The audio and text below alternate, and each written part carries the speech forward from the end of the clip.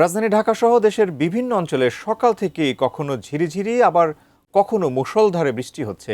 এর মধ্যেই টানা বর্ষণ ও সম্ভাব্য বন্যা পরিস্থিতি নিয়ে নতুন পূর্বাভাস দিয়েছে আবহাওয়া অধিদপ্তর।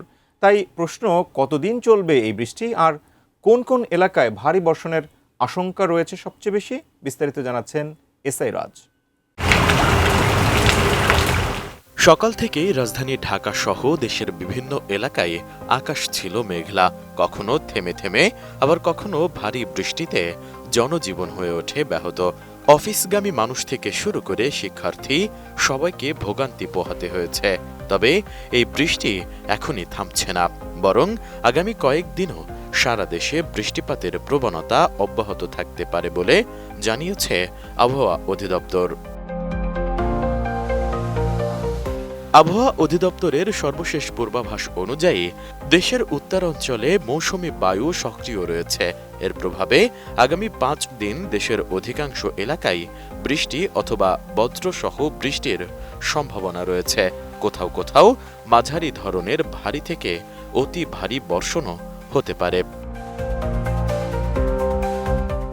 সোমবার প্রকাশিত পূর্বাভাসে আবহাওয়াবিদ ডক্টর মোহাম্মদ ওমর ফারুক জানান, রাজশাহী, রংপুর, ঢাকা, ময়মনসিংহ, বরিশাল, চট্টগ্রাম ও সিলেট বিভাগের অধিকাংশ এলাকায় এবং খুলনা বিভাগের অনেক জায়গায় বৃষ্টি হতে পারে।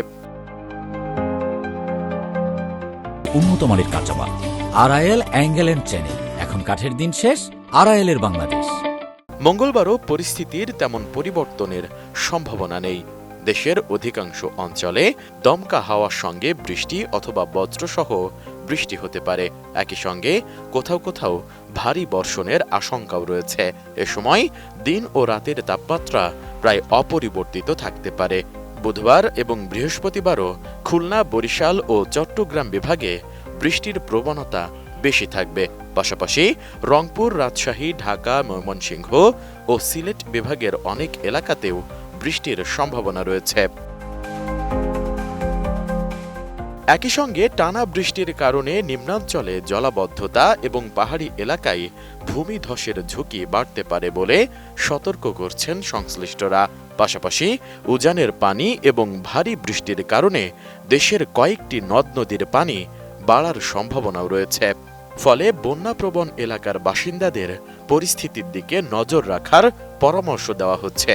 আবহাওয়া অধিদপ্তর জানিয়েছে, আগামী 24 জুলাই পর্যন্ত বৃষ্টিপাতের এই ধারা অব্যাহত থাকতে পারে।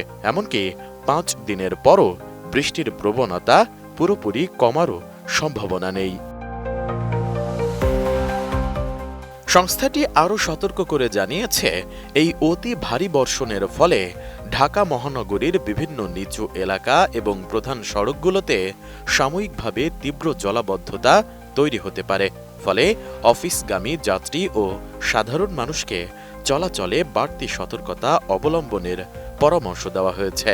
সেই সঙ্গে দেশের অন্যান্য বিভাগীয় শহরের নিম্নাঞ্চলও প্লাবিত হওয়ার আশঙ্কা রয়েছে। এসআই রাজ, এটিএন নিউজ।